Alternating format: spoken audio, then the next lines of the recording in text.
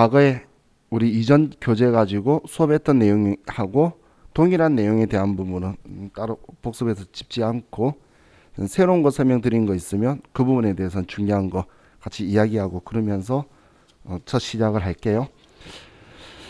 자, 그럼 우리 현금이나 현금과부죠, 뭐 소액현금, 당좌예금 이런 부분은 우리가 과거에 했던 거 복습하는 형식으로 여러분들 편하게 들으셨었죠?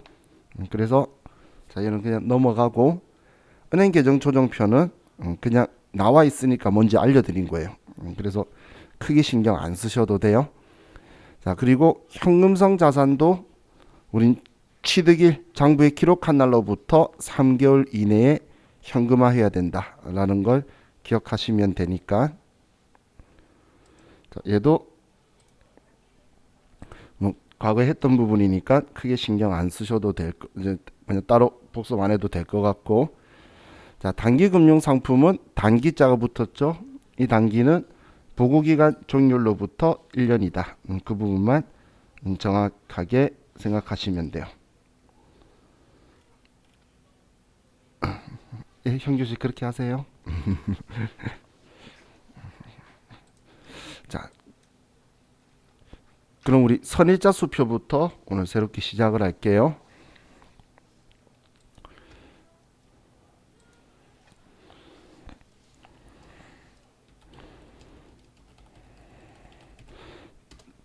자, 먼저 우리 어음 제도에 대해서 보면 이 어음이라는 건 우리가 이제 그림으로 AT 교재 가지고 그림으로 봤었죠. 우리가 발행을 해서 거기에 귀하나 혹은 귀하가 지시한 사람에게 돈을 지급해 주라는 건데, 이 어음은 우리는 지급기일 또는 만기일부터 현금이 되는 우리 그 통화대용 증권의 하나다라고 보시면 돼요. 혹은 유가증권이라고 하긴 하는데 증권이라고 하기에는 좀 어감이 느낌이 좀 묘하죠. 근데 권리가 있는 증서라는 건 맞는 거예요. 자, 그런데 이 어음은 지급기일이나 만기일부터 현금이 되는 거고, 수표는 우리 발행일로부터 현금이 되는 게 수표예요. 그래서 자기합 수표를 직접 본 적이 있으신 분들은 그 자기합 수표를 발행할 때 은행에서 은행 직원이 우리 몇월 며칠이다라고 도장을 찍어 줄 거예요. 그 날짜 도장 있죠? 그러면 이날로부터 그 발행일 혹은 지급일이라고 적혀 있을 건데 그날부터 현금이다라는 의미예요. 그럼 그 은행이 발행한 자기합 수표는 은행 직원이 그렇게 발행을 하는 거니까 뭐 당연히 그 날짜로 은행 직원이 발행해 줄 건데, 그럼 당좌 수표를 가지고 한번 생각을 해볼게요. 당좌 수표는 우리 기업이 발행하면서 우리 기업 통장에서 돈 찾아가라고 우리가 발행해 주는 건데, 그럼 그 날짜도 우리가 입력을 할 거라는 거예요. 근데 우리 당좌예금 구자에 만약에 잔액이 돈이 부족하다면 그럼 오늘 날짜로 썼을 때에 우리 당좌 차월한 금액보다도 한도가 넘어가면 부도가 나게 되겠죠. 그래서 거래 상대방한테 미래의 날짜를 쓰면서 이 날짜에 찾아가 주세요라고 해서 수표 중에서 발행일을 얘를 미래의 날짜를 기록하는 거예요.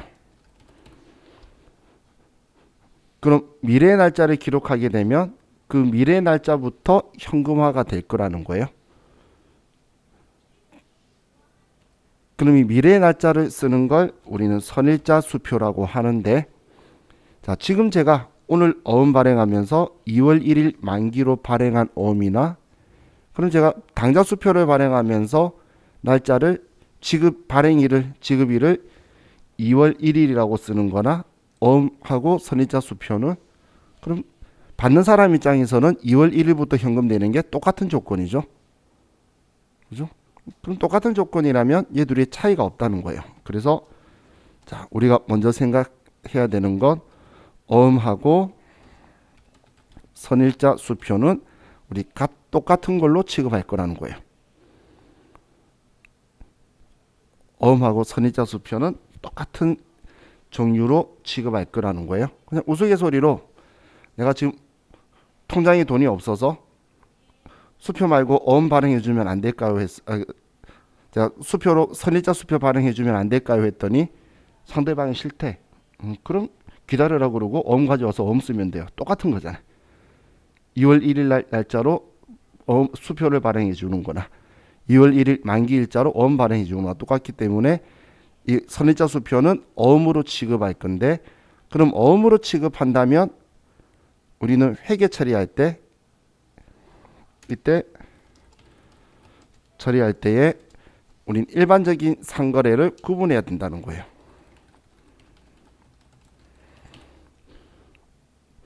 우리가 제품을 팔고 어음 받으면 받을 어음 쓰는 것처럼 제품을 팔고 선일자 수표를 받아도 받을 어음이라고 쓸 거라는 거예요. 그럼 비품을 팔고 선일자 수표를 받으면 미수금이라고 할 거고, 반대로 내가 원재료 사면서 어음 발행해 주면 죄송해요. 선일자 수표를 발행해 주면 지급어음이라고 할 거고, 내가 비품을 사면서 선일자 수표를 발행해 주면 미지급금이라고 할 거라는 거예요.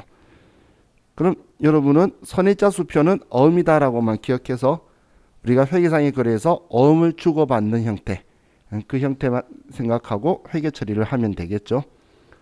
그래서 자, 우리 교재에서도 이 회계 처리는 어음에 대한 회계 처리에 준한다라고 적혀 있는데,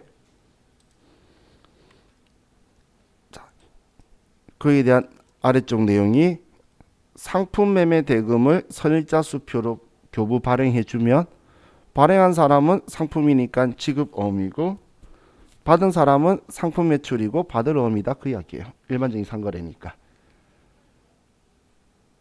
그럼 만기가 되면 이때는 뭐 얘를 당연히 지우는 거니까 뭐 같은 개념감을 갈 거고, 그럼 상품 거래 외 일반적인 상거래가 아니면 선일자 수표를 주게 되면 미지급금이고 받았으면 미수금이라고 처리하는 걸 이렇게 적어 놓은 거예요. 그럼 그냥 어음이다라고만 생각하시면 우리가 같이 생각할 수 있는 부분이죠. 그래서 자, 얘는 어음이다라고 생각을 하시고 여러분들이 그냥 처리를 하시면 될 것 같아요. 자, 이렇게 하면 우리 당좌자산 쪽에 기본적인 정보 있는 부분을 봤는데, 자, 우리 다음 페이지에 보시면 평가 문제가 있는데, 어제 제가 말씀드렸나요? 얘 보지 말라고 한 거? 그죠? 얘 문제는 요즘 스타일이 아니니까 자, 얘는 보지 마시고 46페이지로 갈게요.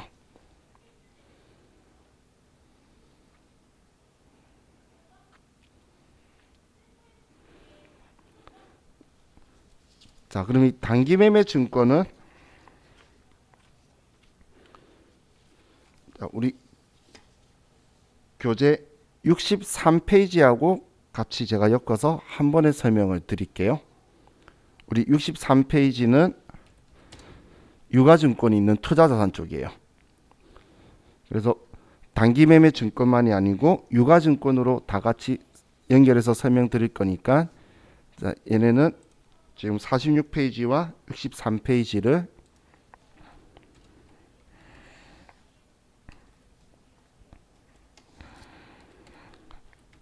같이 엮어서 여러분들이 보시면 될 것 같아요. 자, 그럼 일단 교재 없는 것부터 먼저 표현을 보면, 자, 얘네들 같이 제가 엮어 설명드린 이유가 유가증권에 대해서 설명하려고 하는 거예요.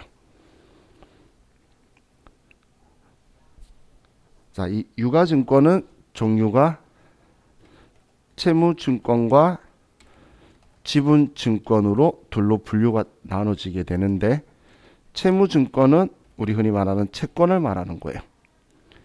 근데 우리가 채권이라고 말하는 게 우리 국공채나 아니면 회사채 이런 것들을 우리는 채권이라고 하는 거고, 지분증권은 주식을 우리가 지분증권이라고 하는 거예요. 자, 그럼 지금 이 유가증권이라고 말하는 건 우리가 취득하면 자산으로 처리할 건데, 그럼 우리가 이 유가증권을 취득했을 때 어떤 상태인 유가증권을 취득하고 어떤 목적으로 취득하냐에 따라서 계정 과목 선택하는 게 달라질 거고, 그럼 이 선택한 계정 과목 종류에 따라서 기말에 평가하는 방법하고 처분했을 때 회계 처리하는 방법이 틀려요. 그래서 얘네들을 이제 구분을 해서 보려고 하는 거예요. 그럼 우리 시험 목적으로 하면 유가증권 취득했는데 어떤 상태인 어떤 목적으로 이 유가증권을 취득했다라고 적혀 있으면 여러분이 계정 과목을 먼저 선택을 할 수 있어야 되겠죠. 그럼 일반 전표에서는 그렇게 선택할 거고 결산 문제에서는 평가할 때 유가증권의 종류에 따라서 평가하는 방식이 틀리다는 거예요. 자, 그럼 이 유가증권 계정 과목에는 첫 번째 우리가 과거에 공부했던 단기매매증권이라는 계정 과목이 있는데 이 단기매매증권이라는 계정 과목으로 분류하기 위해서는 단기 보유 목적이 있어야 되고 우리 기업에 그리고 시세 차익의 목적을 가지고 있어야 되고 그리고 이 유가증권이 시장성을 보유하고 있어야 돼요. 그럼 이 단기매매 증권은 우리가 분류할 수 있는 유가증권의 종류가 얘는 채무 증권을 분류할 수도 있고 지분 증권을 단기매매 증권으로 분류할 수도 있어요. 자, 주식을 단기 보유 목적, 시세 차익 목적, 시장성이 있다면 우리가 그냥 증권거래소에서 사고 파는 주식인데 가격 오르면 팔래라는 목적으로 사면 단기매매 증권으로 분류한다는 거예요. 근데 우리 국공채 같은 경우에 우리 지역개발채권이나 이런 건 대한민국 사람이면 거의 대다수 지금까지 제가 본 사람들은 100% 얘를 가지고 있고 싶지 않고 팔면 공정가격이 높아서 많이 받고 싶어서 일부러 지방에 있는 국내에 있는 지역개발채권을 샀다 파는 사람까지 있어요. 금액이 크면. 그럼 이 국공채는 대한민국 모든 은행에서 사고 팔 수 있기 때문에 얘는 채권도 단기매매 증권으로 살 수 있고 분류할 수 있고 그래서 우리 과거에 불가피하게 매입하는 유가증권 이런 거 이야기할 때 자동차나 집이나 취득세 납부하는 자산 살 때 그 유가증권을 취득하게 되면 단기매매 증권으로 분류할 수도 있는 거예요. 자, 그리고 이 단기매매 증권은 분류할 때 유동자산으로는 분류가 되는데 비유동자산으로는 분류가 안 돼요. 비유동자산은 투자자산을 이야기하는 거고 유동자산은 우리 당좌자산을 이야기하는 거예요. 왜냐면 이 단기매매 증권의 이 단기는 지금 즉시라는 초단기라는 표현이에요. 보고기간 종료로부터 1년도 아니고 지금 즉시라는 거기 때문에 비유동자산으로는 분류할 수가 없어서 계정 과목이 우리 컴퓨터에 하나만 있고 그것 때문에 우리가 공부할 때 책 쓰는 많은 저자들이 투자자산에 이걸 넣고 싶은데 그런데 단기매매 증권을 투자자산 쪽에 분류를 할 수가 없어서 단기매매 증권만 앞쪽에 두는 거예요. 근데 전산회계 1급에서는 이 계정 과목을 너무 좋아하는 거야. 그러니까 얘를 버릴 수도 없고 그래서 당좌자산에서 여러분들이 단기매매 증권을 먼저 접할 수밖에 없게 되었다라고 보시면 돼요. 자, 그럼 이번에는 우리가 유가증권을 취득했는데 만기 보유 증권으로 분류하는 경우를 보면 자, 이 만기 보유 증권은 우리 회사가 만기까지 이 유가증권을 보유할 의도가 적극적이고 능력을 보유하고 있어야 돼요. 우리 회사가 지금 내일 당장 어음도 못 막는데 우리 채권 사가지고 돈 빌려준다고 하는 건 말이 안 되겠죠. 그럼 우리 회사가 유가증권 취득했을 때 만기까지 보유 의도가 적극적으로 표현이 되거나 그때까지 보유할 거야 라고 얘를 사야지만 만기 보유 증권으로 분류할 수 있는 거예요. 그럼 얘는 채권의 경우에는 만기 보유 증권으로 분류할 수 있는데 지분 증권의 경우에는 만기 보유 증권으로 분류할 수가 없어요. 주식은.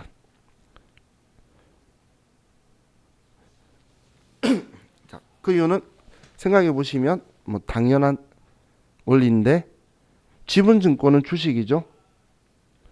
지금 이 계정 과목 이름에서 볼 수 있다시피 만기 보유 증권은 만기까지 보유하겠다는 건데 주식에는 만기가 없다는 거예요.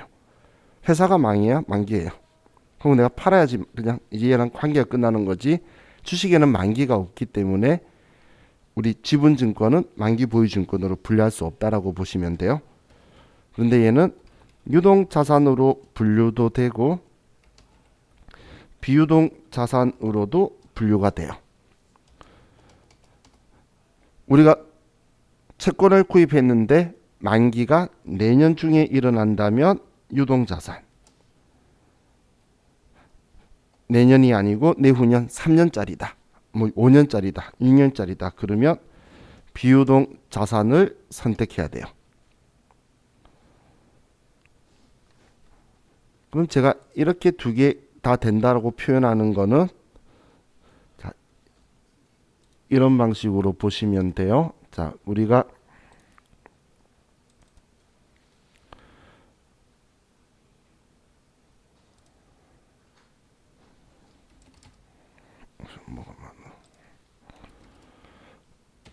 자, 만기 보유 증권이라고 만기까지 보유할 의도가 있다라고 해서 문제에서 확인하고 만기 보유 증권을 쓰려고 하면 항상 이렇게 두 개가 있을 거라는 거예요. 그럼 여러분들이 그냥 아무거나 선택하면 안 되고 만기가 내년인지 내후년인지 이걸 확인해야 돼요. 시장에 또 돌아다니는 사채를 샀으면 우리가 만기가 내년일 수도 있겠죠. 근데 일반적으로 발행하는 사채를 샀다면 아니면 채권을 샀다면 만기가 최소 3년이고 일반적으로 5년 6년이에요. 그러면 두 번째인 비유동 자산인 두 번째 거 투자자산 만기 보유 증권을 선택하셔야 된다는 거예요.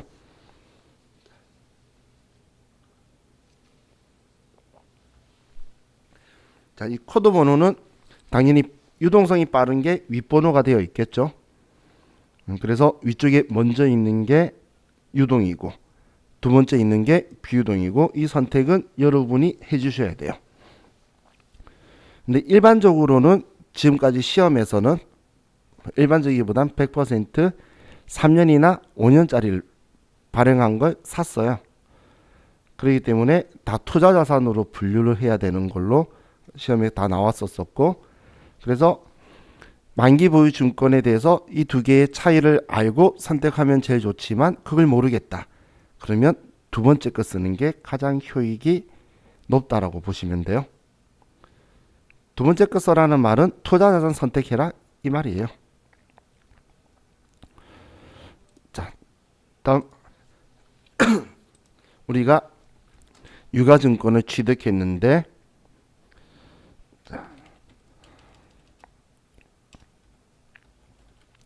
지분법 적용 투자 주식으로 분류를 하는 경우는 어느 특정 기업의 영향력 행사 목적으로 우리가 유가증권을 취득했다면 그때는 지분법 적용 투자 주식이라는 계정 과목으로 선택할 거예요. 특정 기업의 영향력을 행사할 목적으로 우리가 유가증권을 취득했으면 지분법 적용 투자 주식으로 분류할 건데 자, 이 계정 과목은 채무증권은 분류할 수가 없어요. 그 이유는 채무증권은 채권인데 채권은 돈 빌려주는 거예요. 돈 빌려주고 이 기업한테 이래라 저래라 할 수는 없겠죠. 돈 빌려주고 이래라 저래라 할 수 있으면 대한민국 최고의 갑은 은행이 될 거예요. 그렇기 때문에 채무증권은 지분법 적용 투자 주식으로 분류할 수 없고 지분증권만 분류가 가능해요. 자, 다음 이 자산의 분류에서는 자, 이 지분법 적용 투자 주식이라는 이 계정 과목은 좀 뒤늦게 나온 거예요. 그래서 회계 기준서에 유가증권 챕터는 6장이 들어가 있는데 얘만 뒤늦게 8장에 넣은 거라서 얘가 따로 떨어져 있어요. 그래서 시험 때도 얘가 왕따인 것처럼 빠져 있다가 이의제기 신청으로 같이 들어가는 경우가 많은 건데 뒤늦게 만들면서 지분법 적용 투자 주식은 투자 자산으로 분류한다고 되어 있어요. 그 말은 곧 유동자산으로는 분류를 할 수 없다는 이야기죠. 그럼 비유동자산으로만 분류가 가능하다는 거예요.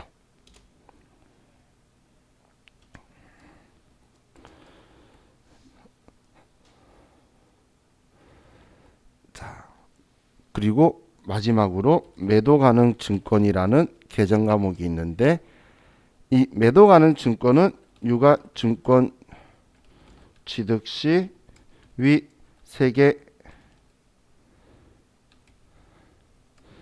계정 과목 외, 한마디로 위 3개로 분류 못하는 것들을 전부 다 모아두는 거예요.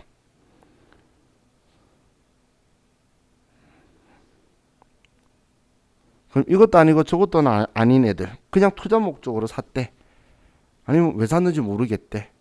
그렇다면 얘를 매도 가능 증권이라는 계정 과목으로 쓸 건데, 얘는 이것도 아니고 저것도 아닌 애들을 다 모아뒀기 때문에 채무증권도 되고 지분증권도 분류할 수 있는 계정 과목이고, 얘도 유동자산으로 분류될 수도 있고 비유동자산으로 분류될 수도 있어요. 그럼 유동자산으로 분류된다면 우리는 유동자산 코드 범위대의 계정 과목을 선택해야 될 거고, 비유동자산으로 분류된다면 비유동자산 코드 범위대로 선택이 돼야 된다는 거예요.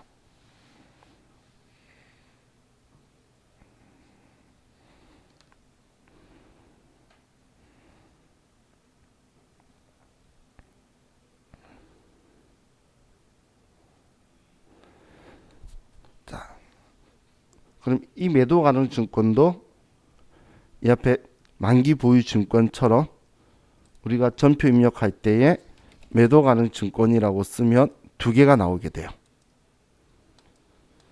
근데 우리 회계에서는 언제 어떤 일이 일어날지 모르면 이건 다 비유동인 거예요.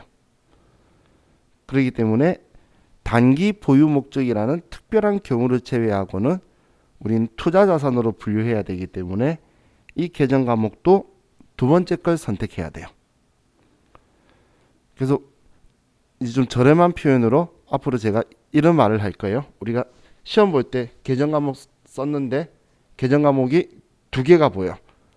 그럼 모르겠으면 일단 두 번째 거 쓰라고. 그게 답일 확률은 매우 높기 때문에 유가증권은 지금까지 다 2개고, 매도 가능 증권도 그냥 왜 샀는지는 모르는데 단기 보유 목적 내년까지다라고 한 경우만 위에 거고, 그 목적이 안 적혀 있으면 전부 다 투자 자산으로 분류하는 게 원칙인 거예요. 그래서 얘도 모르겠으면 두 번째 거. 그럼 마음 급하게 엔터 빠바박 치시는 분들은 이 문제 나오면 위험하겠죠. 그래서 얘는 모르겠으면 두 번째 쓰는 게, 지금 우리가 취득한 우리가 자산의 분류는 번호 코드 번호대로 선택을 해줘야 나머지는 컴퓨터가 알아서 할 거잖아요. 그래서 우리가 문제에서 이제 그 특성을 봐가지고 선택을 해주셔야 되는 거예요.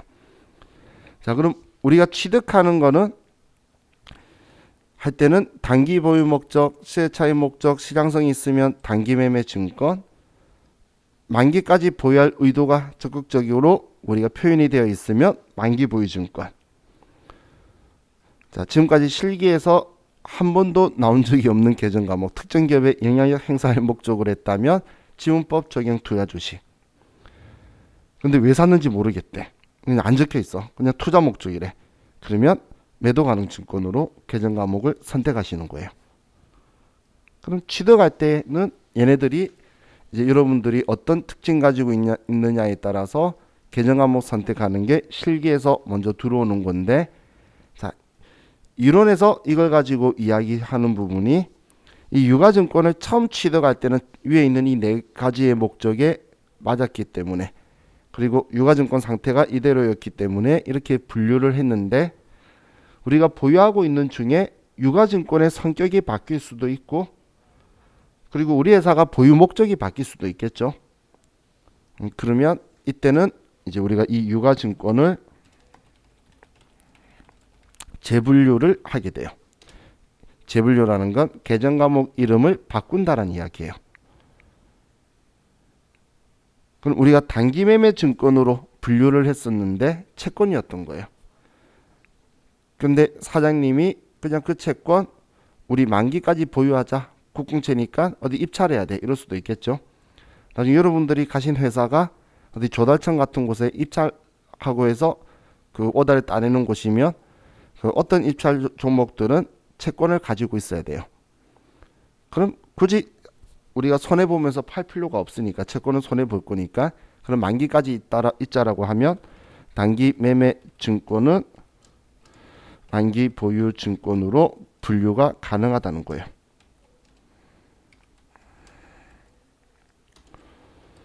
또 단기 매매 증권으로 우리가 분류를 했는데 자, 우리가 주식을 가지고 있다가 이제 기말에 결산을 했어요. 근데 우리 회사가 연매출액이 70억이 넘어요.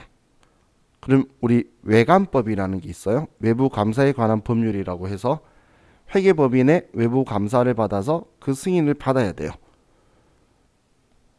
그럼 그 외부 감사를 할 때에 우리가 유가증권을 가지고 있으면 주식을 가지고 있으면 지분율이 몇 %인가를 확인을 할 거예요. 근데 이 지분율이 우리 의도하고 전혀 상관없이 만약에 지분율이 20%가 넘어갔죠. 그러면 그건 우리 의사와 전혀 상관없이 막대한 영향력을 행사할 수밖에 없게 돼요. 그럼 우리 회계감사에서 얘를 지분법 적용 투자 주식으로 얘를 변경을 시켜버릴 거예요. 그럼 얘로 변경이 된다는 거예요. 그냥 실사례로 그 여러분들 게임 회사에서 중에 NC소프트라는 회사, 넥슨이라는 회사 이런 거 들어보셨죠? 근데 그 사장 그 대표들이 설립자들이 나이가 거의 젊은 40대들이에요. 근데 그러니까 이 사람들이 서로 자기 기업들끼리 지분을 서로 가지고 있게 서로 좀 연결고리를 가지고 있는데 NC소프트가 뭐 감자를 뭘 잘못했는지 모르겠는데 넥슨이 NC소프트의 대주주가 되면서 20%가 넘어버린 거예요. 그때 뉴스에도 나오고 막전에 그랬었어요. 넥슨이라는 회사가 NC의 대주주고 20%가 넘어버린 20몇 %가 된 거예요. 그래서 재무제표를 지분법 적용 투자주식으로 바꿔버린 거예요. 그때 매도 가능 증권이었었지만, 근데 그때 자기 그 넥슨에 있는 경영진들은 아무런 영향을 행사할 목적이 없다라고 기자회견까지 했지만 주주들은 생각이 다르죠. 그죠? 넥슨은 스포츠 팀이 없는데 NC는 있잖아. 이제 그런 걸 이제 막 악용하려 그러니까 이제 NC에서 주식을 변화시킬 만큼 이건 자동으로도 바뀐다는 이야기예요. 또 단기 매매 증권 가지고 매도 가능 증권으로 분류가 되느냐라고 보면 자, 여러분들 그 우리나라 영화 중에서 영화 제목이 생각이 안 나지? 우리 론스타 사건이라고 있는 걸 영화로 만드는 거 있었죠? 외환은행 사건. 그 영화 제목이 생각이 안 나지? 그 우리나라 은행 이야기예요. 외환은행 이야기예요. 그 론스타라는 기업이 원래 산업자본인데 한국이 무식해가지고 금융자본을 잠식할 수 있도록 해가지고 이제 외환은행을 껍데기인 회사로 만들어 버렸죠. 전부 다 배당해서 다 가져가 버린 거예요. 수익 나는 걸. 그래서 마지막에 하나은행에 팔고 가려고 그러니까 하나은행이 반대해가지고 저 껍데기 회사 받아봐야 그 회사만 부실해지고 지금만 받아야 된다. 그래서 안 받고 있다가 오랫동안 얘네들을 우리 세금으로 외환은행을 다시 정상화 시켜놓고 론스타는 쫓아내고 그 소송 걸려서 우리나라 위약금 줘야 돼요. 근데 그 쫓아내고 그 외환은행을 정상화 어느 정도 만들어 놓고 나서 하나은행한테 이제서야 작년에 팔았죠. 작년이 아니죠. 19년도가 팔았죠. 그때 만약 여러분들이 외환은행 주식이 있어서 단기 매매 증권으로 분류를 하고 있었다 볼게요. 근데 하나은행이 외환은행을 인수하자마자 처음 한 행동이 그런 이상한 짓 당하면 안 될 거잖아. 관리도 귀찮고. 그래서 그 외환은행을 바로 상장 폐지를 해버렸어요. 그럼 상장 폐지했다는 건 이제 주식시장에서 살 수 없도록 상장을 갖다 끝내버린 거예요. 그럼 우리 단기 매매 증권으로 분류하려면 단기 보유 목적, 시세 차익 목적도 있어야 되지만 시장성이 있어야 되는데 시장성은 상실하게 됐죠. 그러면 전부 다 매도 가능 증권으로. 왜냐면 그렇다고 해서 얘네들을 주식인데 만기 보유 증권이나 내 주식 해봐야 몇 주 되지도 않는데 지분법 적용 투자 주식 이걸로 분류가 안 되겠죠. 그러면 얘로 재분류를 한다는 거예요. 자, 그럼 결론적으로 단기 매매 증권은 다른 계정 과목으로 재분류가 다 된다는 거죠. 그런데 만기 보유 증권, 지분법 적용 투자 주식, 매도 가능 증권 얘네들은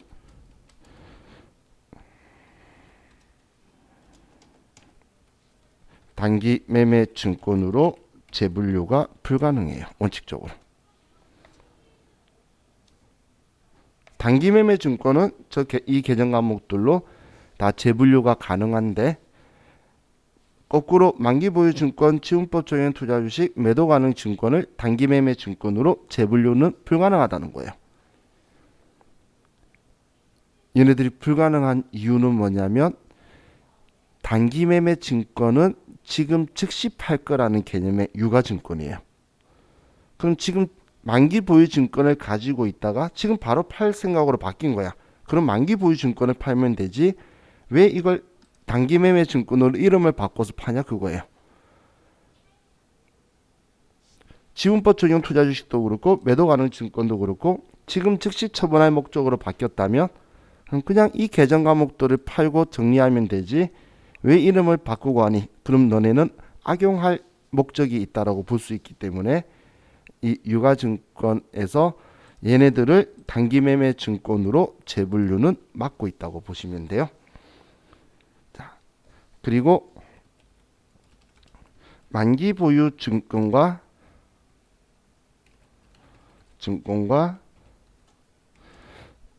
지분법 적용 투자 주식은 서로 재분류가 안 되는 거예요. 만기 보유 증권과 지분법 적용 투자 주식은 서로 재분류가 안 되는 이유는 단순해요. 만기 보유 증권은 채권이고 지분법 적용 투자 주식은 주식이야 되거든. 주식이 만기가 생길 일 없을 거고 돈 빌려주고 영향력 행사할 수 있을 일은 없기 때문에 얘 둘은 서로 재분류가 안 된다는 거예요. 얘 둘은. 그리고 우리 만기 보유 증권과 매도 가능 증권. 이 매도 가능 증권은 아주 열린 마음이에요. 오려면 와. 가도 되면 갈게. 마음대로 왔다 갔다 해요. 그래서 되고. 또 양쪽으로 서로 재분류가 된다는 이야기예요. 지분법 적용 투자 주식도 매도 가능 증권으로 재분류가 가능해요.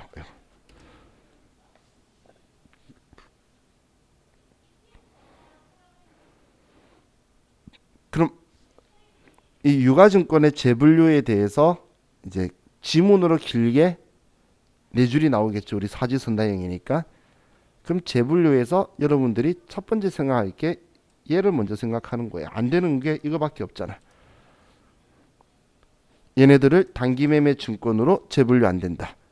그리고 얘 둘이는 서로 성격이 다른 유가증권이라서 재분류 안 된다. 왜냐면 얘 빼면 나머지는 다 되거든. 그죠? 그럼 우리가 인지할 때는 이렇게 생각하는 것이 더 낫겠죠. 단기 매매 증권 안 되는 거는 얘 팔면 되지 이름 바꾸고 파지 마 그 이야기인 거예요. 즉시 팔 거면. 얘네들 다. 그럼 제가 적기는 많이 적었는데 생각보다 우리가 인지하기는 쉽죠. 그죠? 그래서 자, 얘네들 재분류는 이렇게 한다라고 보시면 돼요. 자, 그럼 재분류에 대해서 유가증권에 질문을 할 땐 이 부분만 정리하시면 되는데, 자, 우리 단기 매매 증권, 만기 보유 증권, 지분법 적용 투자 주식에 보시면, 자, 시험에 자주 나오는 이론 중에 하나가 채무증권은 단기 매매 증권, 만기 보유 증권, 매도 가능 증권 계정 과목 중에 하나로 분류한다라고 말하면 맞겠죠. 왜냐면 채무증권 단기매매 증권으로 분류할 수 있고 만기보유증권도 채무증권을 만기보유증권으로 분류할 수 있고 매도 가능 증권도 채무증권을 분류할 수 있는 거니까. 그럼 얘만 주식이라서 얘만 안 되는 거예요.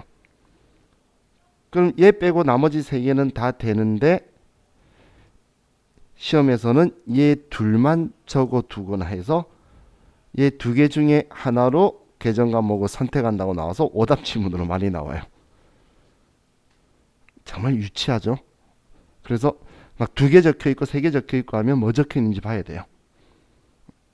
얼마나 유치하냐면 유형자산은 유가증권 말고 유형자산 이야기하면서 쭉 항목 열게 했는데 그 항목 중에서 유형자산 아닌 거 한 개 있어서 오답 지문 이런 식으로 유치하게도 나와요. 그래서 얘네들도 질문을 하니까 같이 여러분들이 보시면 좋을 것 같아요. 자, 그리고 자, 제가 설명한 것 중에 단기매매 증권이 시장성이 상실한다. 제가 방금 예를 뭘로 들었죠? 단기매매 증권 시장성 상실한다. 방금 외환은행 가지고 들었었죠? 그러면 우리는 매도 가능 증권으로 분류를 하죠. 그죠?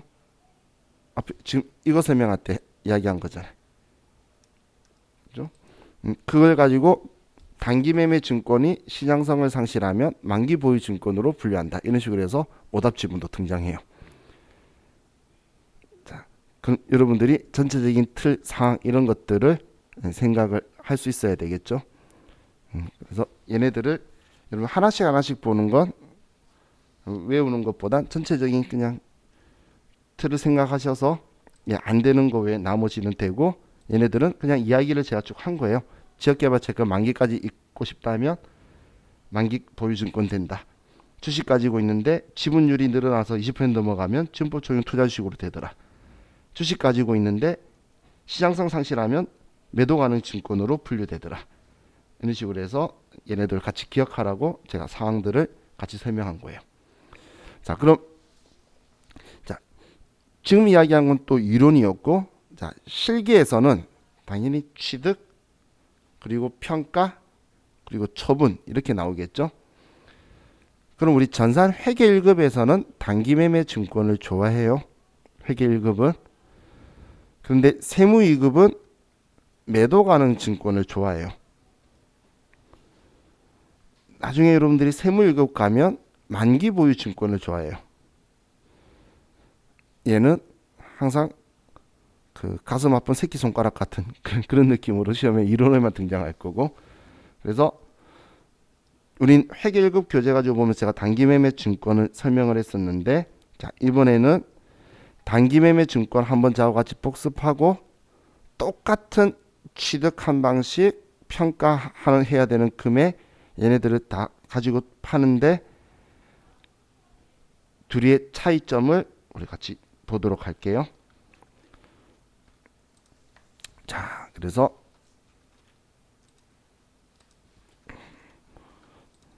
자, 먼저 단기매매 증권은 복습의 성격이에요. 자, 우리가 단기매매 증권으로 분류하는 경우에 자, X1년도 취득을 해요. 1000주를 취득하고 액면 가격이 주당 1000원, 그리고 시가 공정가액이 주당 1200원이다라고 볼게요. 자, 이 시가라는 건 공정가액이 중에서 시장이 형성된 걸 시가라고 하는 거예요. 공정가액은 파는 사람과 사는 사람의 이견이 없는 금액이 있죠. 그걸 공정가액이라고 하는데, 그 공정가액이 시장이 형성되어 있으면 시가라고 하는 거고, 시장이 형성이 안 돼 있는 거는 공정가액이에요. 그래서 공정가액 중에 더 명확한 애죠. 그래서 주식은 근데 시장이 형성된 곳에서 샀다라는 표현까지 주려고 시가라는 걸 할 거예요. 단기매매 증권 할 땐 주로 이런 형식으로 표현을 하는 이유가 그 목적인데, 그럼 우리가 사는 입장에서 액면 금액에 살 수 없다는 이야기는 제가 여러 번 했죠. 그렇게 여러 번 했으면서도 제가 쓴 이유는 시험에 계속 이렇게 보여줄 거예요. 그럼 제가 계속 얘는 쓸모없는 정보라고 말할 거예요. 그럼 시험 때도 여러분들이 얘를 무시하시고 하셔야 돼요.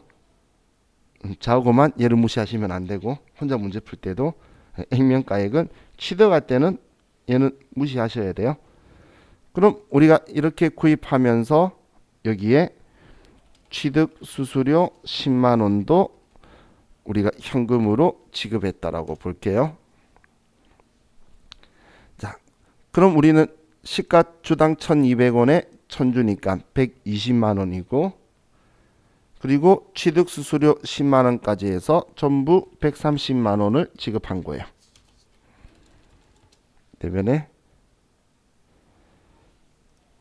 그런데 차변에 우리가 분류를 단기 보유 목적, 시세 차익 목적으로 시장성 있는 주식을 샀으면 단기 매매 증권이라고 분류할 거고,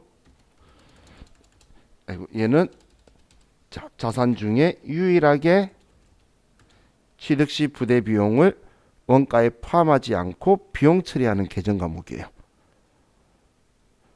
그럼 얘는 차이 나는 이 10만 원을 수수료 비용, 영업외 비용 900번대를 선택해서 써줘야 되죠.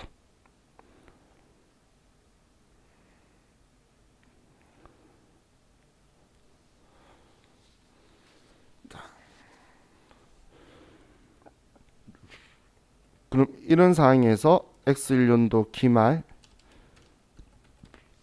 기말에 우리는 외부 이해관계자들한테 우리가 가지고 있는 자산이나 부채의 금액을 공정가액으로 평가를 해서 그 금액으로 보여줘야 된다는 거예요.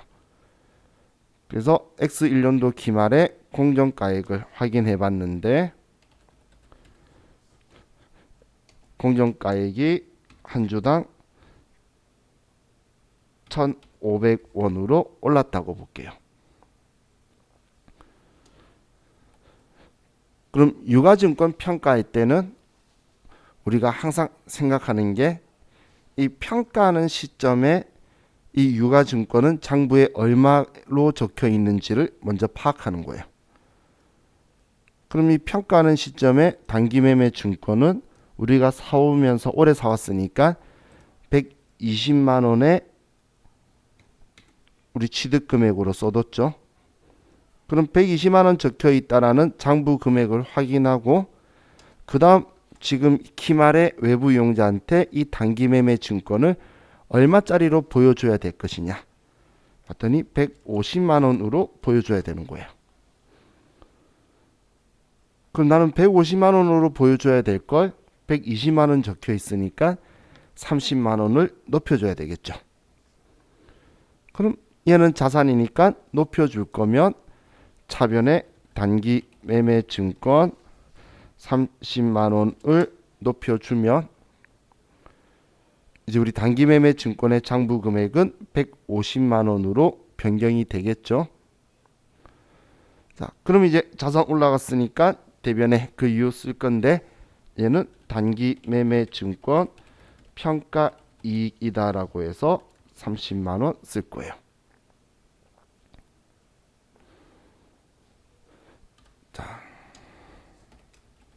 자, 참고로 유가증권의 평가는 당연히 미실현 보유 손익이에요. 실제로 안 일어난 거라는 거예요. 그럼 실제로 안 일어난 거는 손익계산서로 원래 가면 안 돼요. 손익계산서로 원래 가면 안 되는데, 이 단기매매 증권은 지금 즉시 매각할 거니까 그냥 배당해 줄 수 있도록 손익계산서 가도 된다는 거예요. 왜 실제로 안 일어난 걸 손익계산서 가면 안 된다고 말하냐면, 우리 손익계산서는 수익과 비용을 통해서 이익을, 단기순이익을 만들 건데, 우리 영리법인은 단기순이익은 돈 벌었다는 표현이니까 주주들이 돈 벌었으니까 배당하라고 배당 압박이 들어올 거라는 거예요. 근데 지금 얘는 실제로 돈 번 게 아니잖아요. 그렇기 때문에 손익계산서에 가면 안 되는데, 단기 매매 증권은 지금 즉시 팔 거니까 배당해 달라면 팔고 해주면 돼, 이런 생각인 거예요. 그래서 얘를 우리는 900번대인 영업 외 수익으로 얘를 처리하는 거예요.